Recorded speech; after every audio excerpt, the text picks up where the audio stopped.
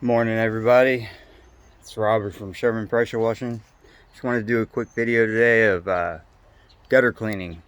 A lot of people take that for granted, and how much that actually does for your house's safety and property value, honestly. So take a look real quick on what I got set up.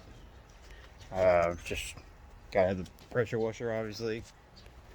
Got my own mix of chemicals.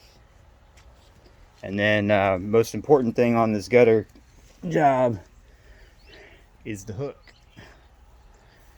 So this keeps me from having to get on a ladder and do any kind of dangerous pressure washing. I can stand right here on the ground and blast these gutters just as well as if I was standing up on a ladder pointing directly at it.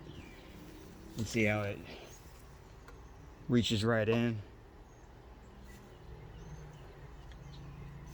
So yeah, let me pause this thing and we'll get to it.